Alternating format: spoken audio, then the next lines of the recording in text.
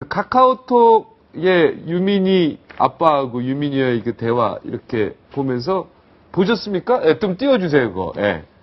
그거 보면서 어떤 느낌이 들었습니까? 안 보셨어요? 봤죠. 다 봤죠? 네. 우리, 예, 글자가 안 보이네요. 글자가 안 보이는데, 제가 아까 이걸 갖고 온 것 같은데, 예.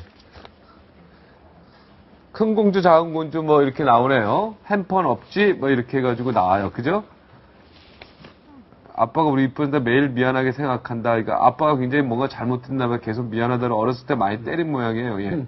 아빠가 너희들 많이 야단치고 때려서 정말 미안해. 막 이렇게 했어요. 그 혼난 거 하나도 기억 안 나, 아빠. 너무 애기 때였나봐. 안 미안해도 돼. 뭐 이렇게 했고요. 아빠 이제 앞으로 잘할게. 공주들 위해서 열심히 살고 공주들한테 좋은 모습만 보여줄게. 건강하게만 자라다오. 자. 제가 저걸 보니까요. 참 네. 애틋해요. 네. 애틋합니다. 근데 그 다음에 이게 좀 핵심인데 이게 싹 건너뛰어버렸어요. 제가 사실 문제 제기를 여기서 좀 하려고 그랬는데 연락 미리 줘. 아빠 일요일날 만나기로 했는데 계속 연락을 안 줘요. 오늘까지 말해줘 그러는데 계속 연락 안 줘요.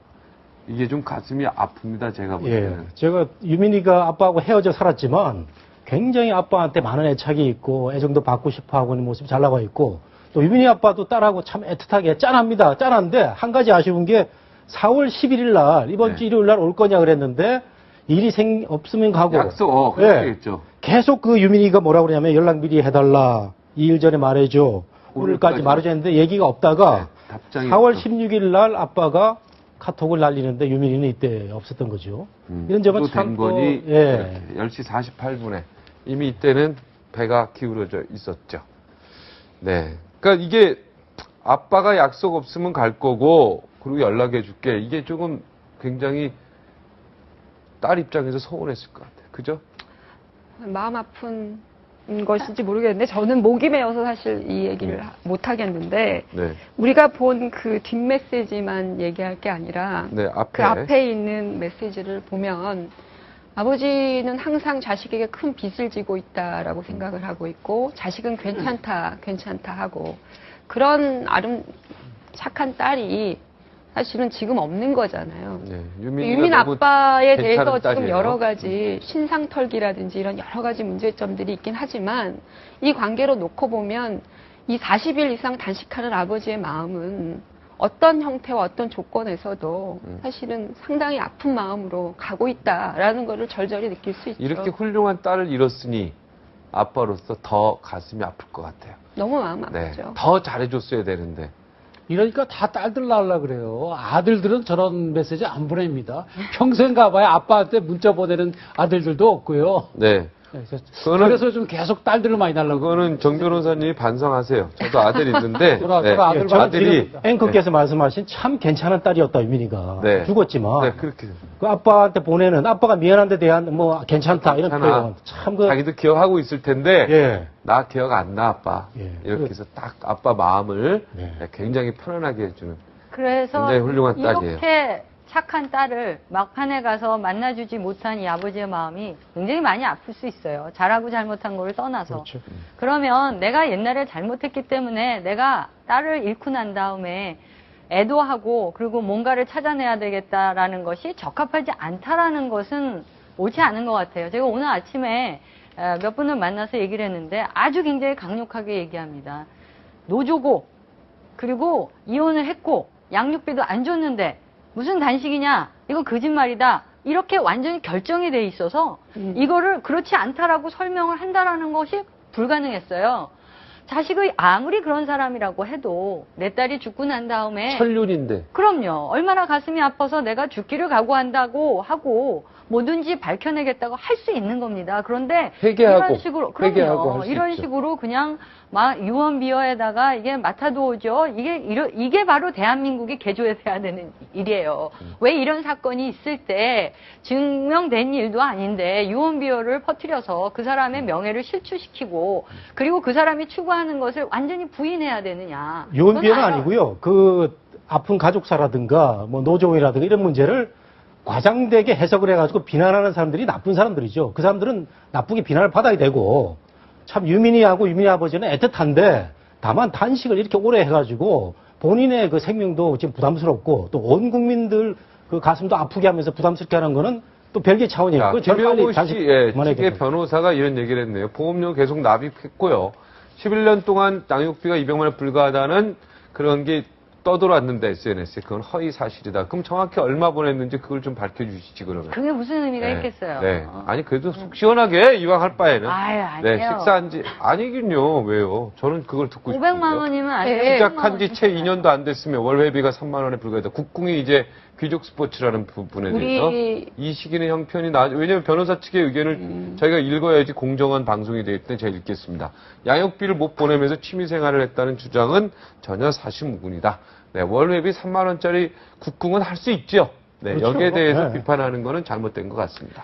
네. 그러나 200만 원은 안 보냈으면 정확히 그럼 11년 동안 얼마 보냈는지 저는 솔직히 개인적으로 듣고 싶습니다. 궁금하시니까. 네, 정 궁금합니다. 네, 근데 저는 사실은 이런 여러 가지 뭐 마타도라고도 말씀하시고 또 양육비를 보내고 안 보낸 어떤 그 개인 사까지도 근데 이게 너무 본질을 흐리고 있는 거 아니냐라고 하는 거예요. 우리가 마음 아픈 아버지의 부성에 대해서는 그 아버지가 과거에 사실 그렇죠. 잘 못해준 많이 아버지일 수도 있죠. 양육비 못 보낸 아버지일 수도 못해준 있어요. 거는 네, 확실시 근데 되고 있어요. 그거 네, 본인이 자체로 그렇게 그것이 못했다고 문제의 하니까. 본질은 네. 아니기 때문에 그렇게 어떤 우리 사회의 이런 어떤 잔인한 이런 몰아가기 이런 것은 보이지 말아야 네, 된다. 옳습니다. 적어도 네, 세월호 그것도 참사에 맞닥뜨려서 그렇다라고. 네. 그것도 제가 찬성합니다. 예. 새정치민주연합 홍익표 의원이 가정사 논란, 네. 이거를 문제 삼는 정부 최악의 패륜 집단이다. 유민 아빠는 우리 주변에서 볼 수 있는 그냥 부족한 아버지일 수 있다. 하지만 분명한 건 아버지다. 네. 그렇기 때문에 아빠로서 충분히 순수하게 저렇게 할 수 있다. 정부와 여당이 저렇게 비난하고 있나요? 그건 아닌 것 같은데요. 그냥 국민의 일부가 비난하는 거 아니겠습니까? 그렇죠. 그걸 정부, 잘못 정부와 여당이라는 단어는 좀 아닌 것 같아요. 어떤 정부 여당의 이게 의원이 여야가요 한다는 진영 논리에 빠져 있는 거예요. 네, 그렇죠. 예. 네. 사실은 여도 야도 모두 진상 규명을 원하죠. 빨리. 그렇죠. 네, 모든 국민이 원하고 있는 거죠. 그러니까 대통령께서 사실은 그 유가족들을 만나냐 안 만나냐 이것도 사실 설왕설래가 있잖아요. 지금 이 국면에서 열심히 진상조사할 수 있도록 최선을 다하는 리더십의 모습을 보여준다면 저는 너무너무 이 문제는 그냥 틀릴 수 있는 문제다. 너무 꼬이게 할 필요는 없다. 대통령도 굉장히 고민이 많을 것 같아요. 마지막 발언 한번 하십시오. 뭐 대통령께서도 본인의 의견이 아닐 수 있습니다. 대통령이 모든 걸 자기가 결정하는 건 아니거든요. 보좌진도 있고요. 잘못된 정보도 있을 것 같습니다. 그리고 지금 현재는 국정 지지율이 굉장히 높기 때문에 잘하고 있다고 생각하실 거라고 생각합니다. 하지만 그 이외에 반대하는 국민들도 많은데 그분들까지 다 품어안는 정치를 해주셨으면 하는 게 국민의 한 사람으로서 바람이고요. 그리고 유가족 입장에서는 자꾸 많은 사람들이 대통령 청와대를 겨냥한다라는 그런 걱정들을 많이 하십니다. 그냥 이걸 나라를 완전히 다 개조를 못할 거면 세월호와 관련된 문제들, 그 관련된 부처 이런 부분만 좀 샅샅이 조사할 수 있도록 범위를 좀 제한하고 그렇게 제한을 하게 된다면 여당도 그리고 청와대도 조금 더 좀 뒤로 하고 받아들일 수 있는 여지가 있지 않을까. 그래서 대통령께서는 조금 더 들어주시고 보좌하시는 분들은 좀 더 다양한 목소리를 청와대에 있는 수석들이 전달해 주시고 그리고 받아주시고 들어주시고 했으면 좋겠어요. 네, 정두분. 예, 정부 여당도 유족들을 다 좀 만나셔서 우선 불신을 좀 풀어야 될 것 같아요. 유가족들이 적이라고 주장하는 거는 사실은 정부 여당도 책임이 있거든요. 직접 만나서 지금 우리 그 말씀하신 대로 우리 여당도 정부도 이거 진실을 파악을 해서 앞으로 이런 일이 없도록 대책을 세우고 싶어 한다. 그런 똑같죠. 일을 강하게 보여주시면 수사권 기소권은 이거는 별 문제가 아니고 수단에 불과하니까요. 네. 좀 자주 만나보십시오. 정몽 교수님. 저는 간단하게 말씀드릴게요. 그 3자회담 같은 법과 기준이 한번 어긋나면 나라 전체가 흔들린다는 말씀드리고 싶고 그 유민이 아빠 굉장히 지금 힘들고 어려운데 국민들을 위해서라도 단식 이제 그만했으면 되고요. 문재인 의원 단식 빨리 중지해야 됩니다. 그 이야기 59초 후에 다시 예. 듣도록 하겠습니다.